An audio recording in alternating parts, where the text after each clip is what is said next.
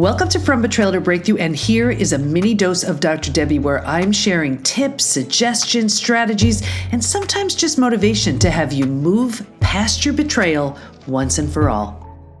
Hi there. Last week, I held a one-day VIP retreat for a handful of clients, and it was so incredible. It's my new thing, by the way. I'm going to be doing probably one a quarter, so if this is of interest to you, reach out and we'll get you on the list for this. But it was just a handful of, this time, amazing women. We've had men in the past. We have plenty of men within the PBT Institute. And the whole idea, the whole premise behind it was to transform, to move so fully and completely out of stage 3 into stages 4 and 5.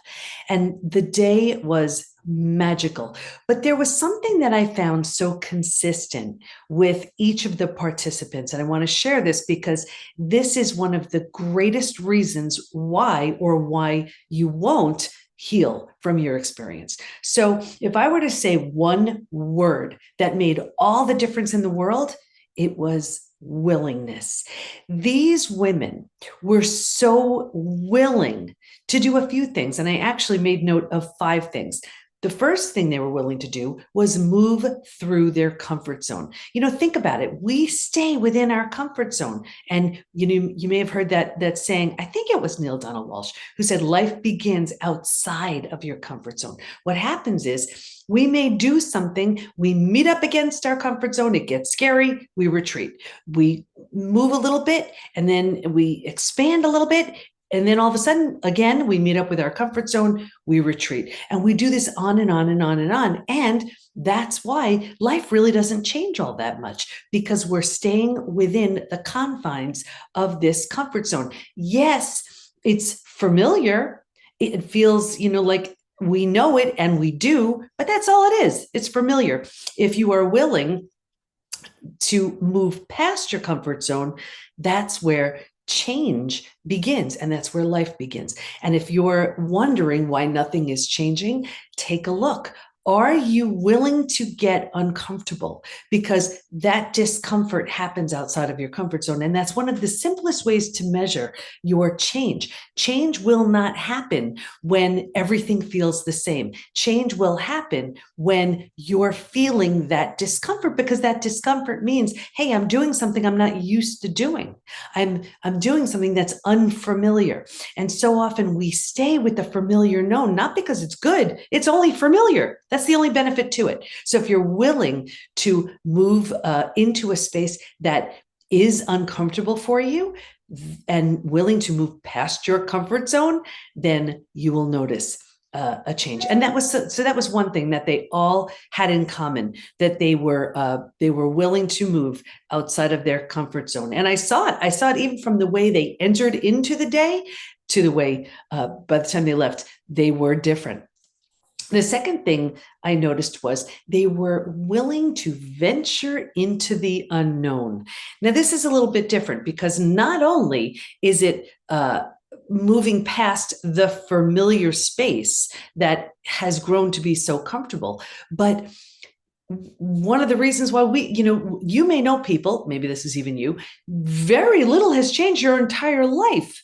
Right. And then even take a look at your betrayal experience. Maybe you have repeat betrayals with the same person, with other people, because everything is staying as is. And when you, and I'm not suggesting it's your fault, it's your opportunity. Unless and until you look at the scenario saying, okay, what's going on here? And what about me do I need to stop and look at? Was I allowing boundaries to get crossed? Did I not believe how lovable, worthy, and deserving I am? Is that what's going on? So I'm settling for relationships that don't represent a version of me who would feel better about themselves. Like, what's going on? You want to take a look. Again, not that the betrayals are your fault, but there's something going on within you that's a call for why are these repeat betrayals happening? Is it like a lack of discernment? What's going on? And because the more you take a look and the more you understand it, well, then that's how that change happens. So getting back to, these women were willing to venture into the unknown. They had no idea what I was going to be doing with them for the whole day, but they were willing. They were willing to play full out. You know what it's like? It's like when you go to a movie, you don't really know what the movie's going to be about, but you're willing to put yourself in a scenario and into a space where you are going to watch this movie, experience the feelings, all that goes along with it, and enjoy the ride, hopefully, right? Well, it's the same thing. These women were willing to venture into something. They had no idea what was going to happen, but the intention was, I know there's a part of me that wants to learn, wants to grow, wants to heal, and I'm going to venture into the unknown to allow for this experience. So take a look at this. For you, if you're unwilling to venture into the unknown, what's going on and why? Right now, I'm not saying venture into like impending doom, but I'm saying if something, again, it's unknown to you, that doesn't mean it's bad. It's like everything you're doing now, at one point you weren't doing. So it was unfamiliar until it's familiar. But here's something where venturing into the unknown can lead you to this new space of wisdom, where you're taking your information, things that have happened, making some sense and meaning out of it, and really coming out of it with a new awareness, perspective, insight that you didn't have.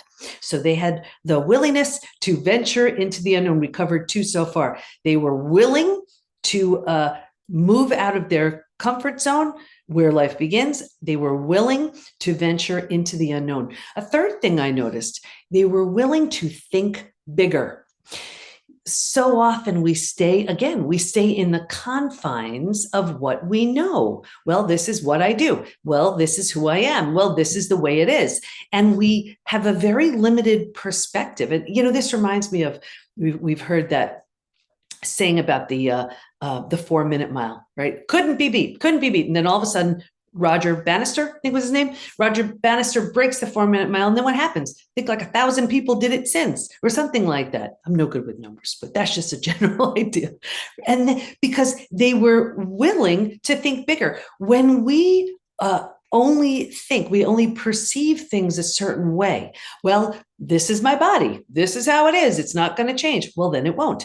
This is my financial situation. It's not going to change. Well, then it won't. Well, this is all I can expect with my health. Or, well, then it won't change. This is all I can expect from my job or from my kids or from my friends. Well, then things won't change. When you are insisting that things stay at the level that they're currently at, well, then you will get your mind only wants to prove you right. So if this is what you think, this is what you receive.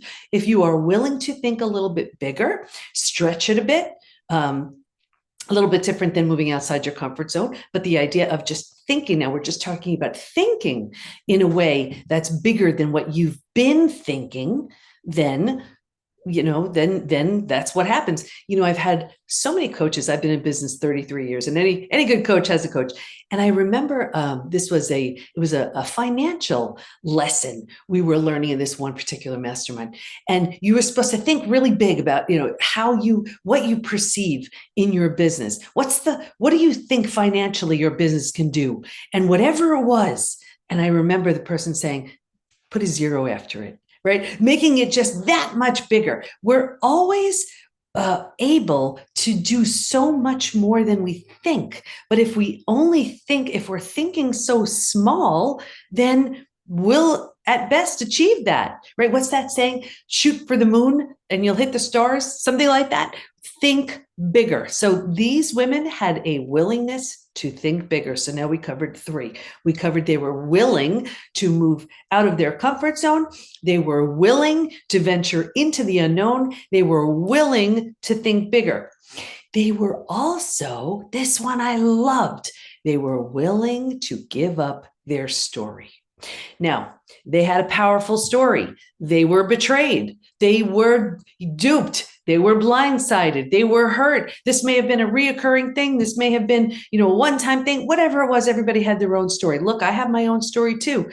And it's a powerful story. If I told it to you, I'd get lots of sympathy. You'd feel really bad for me. And then you walk away from that experience, and that's all you get. But if you're willing to let go of that story, you can have a story that's so much more rewarding and fulfilling. Like, think about it. Because I was willing to give up my story. Look at the story now. We're helping thousands and thousands of people move through the 5 stages from betrayal to breakthrough. We, within the PBT Institute, our members who are doing so beautifully, certifying coaches, the books, the TEDx talks, the stages, all of it. It's all because I was willing to give up the story of, yes, I've been betrayed by, my most important people in my life, right? My biggest influences in my life, my family, my husband. But look at the story now. Look what I've done with it. I didn't do anything you couldn't do. I just knew that there was a story that was so much better. And that's what happened with all of the women at the retreat. They had a really powerful story. And every time they fed into it, every time they thought about it, every time they were dealing with it, it brought it all up, the pain, the trauma, the everything. I am not suggesting for 1 second you don't have to move through it. That's what they've been doing within the PBT Institute. However, there comes a point, and you all know when this point is for you, when you can choose to move past the story or stay in it. I'm not suggesting early on, but there comes that point. It's like a choice point where you can do more of the same. You know what to expect. You can get the sympathy from, whoever you speak with. You can satisfy that need to feel right. We like feeling right, to feel like, your story becomes so perfected and everything that goes with it. Or you choose a different story, one that's so much more empowering. I'm not suggesting that you're going to question, does that mean I'm letting that person off the hook? Does that mean I'm a sucker? Does that mean I'm setting myself up for it to happen again if I forgive and all these other things? Not at all. Not at all. But what you're doing is you're choosing a more empowering story, because that's who you are. You're not what happened to you. It's what happened to you. That's not who you are. But we personalize it as if it's all about us, as if we're not worthy, we're not deserving, we're not this, that, the other thing. And then it shatters our confidence, our sense of self, our self-worth, our self-esteem, all of these things because of someone else's actions. So when we move through all that, we realize, oh my gosh, you know what? Even though it happened to me, it's not about me. And then from there, we can begin to create a very empowering story. That's actually something that when you move into stage 4, one of in our signature program, Betrayal to Breakthrough, with we have a courses section within the PBT Institute. We have a very important activity.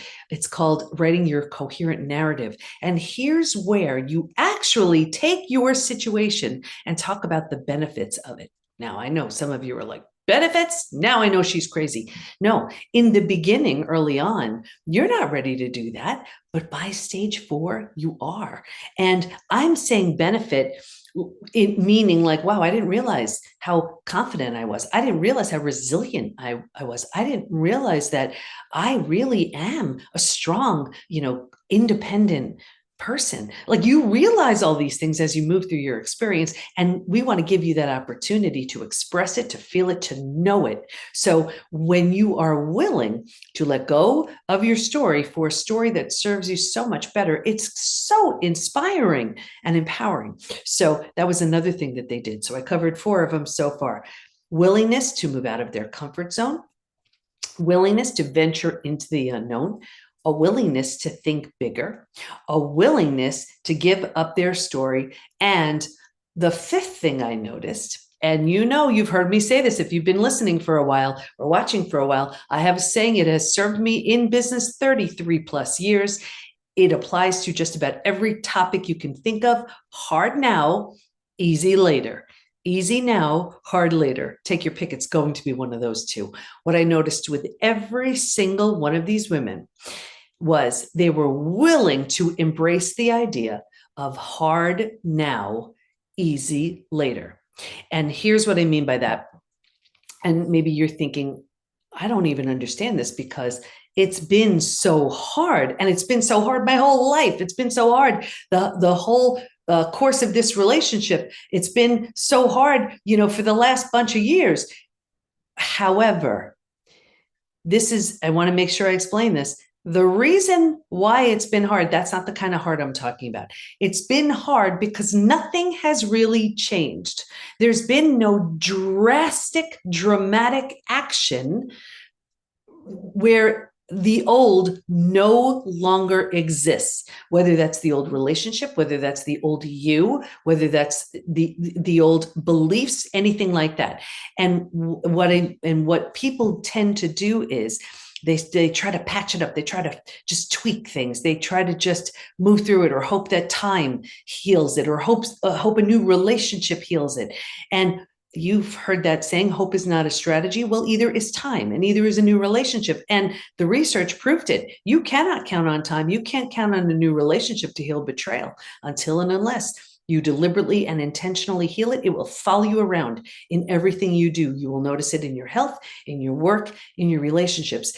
Now, even though it's hard, I agree with you. It's hard in that the experience is hard. The symptoms of post-betrayal syndrome, those symptoms, that's hard. The way you feel in your relationship, in your relationships, that's hard. But it's hard because it's the easy now, hard later. It's hard because nothing is changing. You're not putting, and I'm just saying this, you know if you're doing this or not. You're not putting an end to the old way. If the old you, let those boundaries be crossed. If you haven't changed that, then you're feeling the impact of that.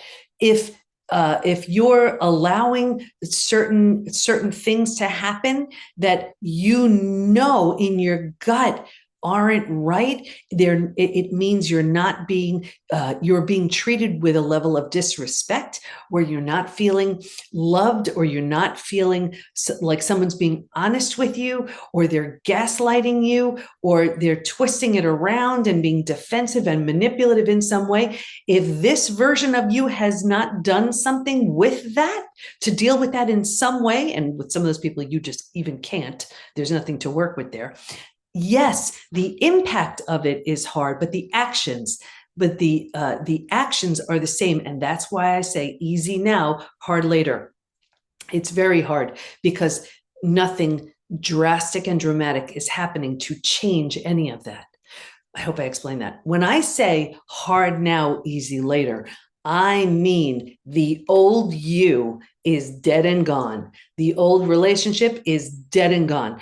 And it's hard in that someone says something or does something, the old you may want to react and respond, and before anything comes out of you, you have to stop and think about it and say, okay, wait a second. The old me, what would the old me have done? The old me would have tolerated and allowed that. Oh, wait a second. The old me doesn't exist anymore. This version of me has to do things differently, has to say things differently, has to feel differently, has to react and respond differently. So before anything comes out of your mouth, it's gone through that filter, where if the old you did it and that doesn't fit anymore, it's not the same words, it's not the same thing, it's not any of the same, it's all new. Now, I'm not suggesting all of the old you don't want to bring with you. There are parts of you that are so wonderful and beautiful. You may have a big heart and you're so loving and so all of these things. You still want to bring the best parts of you, but the parts of you that don't serve anymore, this version of you that you are intentionally creating, those are the ones you don't bring with you. So that's where I'm talking about hard now in that something will happen. Someone will say something, someone will do something. And maybe the old you was like, whatever. No. If that meant that you will be, you won't be considered, or you'll be overlooked, or whatever it is, you want to stop, assess all of it. That's the hard now. You're creating a version of you that did not exist. That's the opportunity. And the biggest waste of opportunity is You get betrayed. You feel so horrible. You've been so hurt. Your heart's so broken. You get yourself back together enough to tolerate that again? No way. No way. You've been through too much to do that. Use this opportunity. Use it to create a version of you that otherwise couldn't exist if this experience hasn't happened. I'll never forget, and I may have shared this on another show. I remember a woman said to me, she really wanted to work with me, and she said, Dr. Debbie, please just make it that I'm going to be okay with his betrayals. What? Like, what? She wanted me to rewire her mind so that somehow the betrayals that he was planning on and had no intention of stopping wouldn't bother her. Not my world. I just, that's clearly not the work I do, and told her I can't help her with that. You have come way too far, but I'm not suggesting this work is easy. This is the hardest and the most transformative work you'll ever do, but it takes hard now, easy later. Hard now, taking a look at everything, how you're showing up, how you're acting, how you're reacting. Do you like it? Bring it forward. Do you not like it? It stops right here. You change it and then do something a little bit different. So to recap, the 5 things these brave warriors did at my one-day VIP retreat: a willingness to move past their comfort zone, venture into the unknown, think bigger, give up their story, and embrace the idea of hard now, easy later.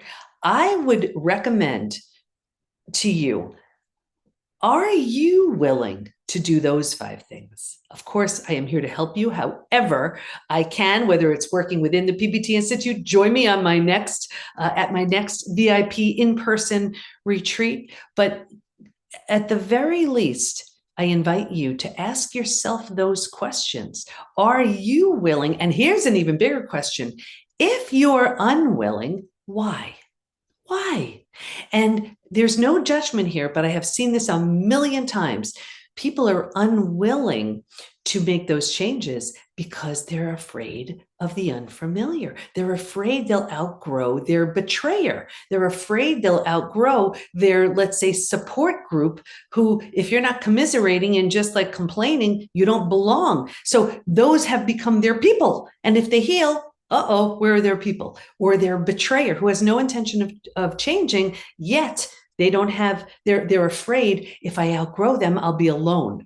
So it's better to be with my betrayer, who will keep betraying, than be on my own. I want you to think of these things, because it is keeping you so rooted in stage 3, actually in stage 2 and stage 3, because again, you're going to be re-traumatized every time it happens.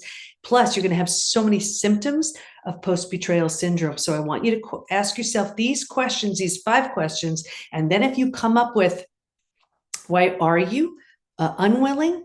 See the price you're paying for being unwilling. Again, no judgment here, but there's a big price you're paying. And if you have kids too, I invite you to I'm going to throw a little thing on top of that too. What are they learning and what are they seeing? They deserve a parent who is strong.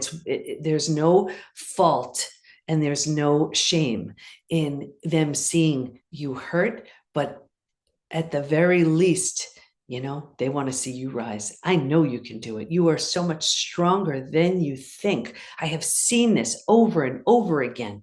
But when we're tested, betrayal sure is a test. That's when you have an opportunity to see how strong, how resilient, how confident you truly are. It's so much more than you think. I wouldn't say it if I didn't experience that personally, and if I didn't see that every single day in all the coaches that we certify and all the brave warriors we see within the PBT Institute. It's waiting for you as well. So check your level of willingness. If you're unwilling, see what's going on there. If you're a parent, your kids are watching. So I know I laid a lot on you. I hope that helps. You need the right tools, support, and the right community to move through the 5 stages from betrayal to breakthrough. And we have all that within the PBT Institute. So join us at the PBT, as in post-betrayal transformation, thepbtinstitute.com.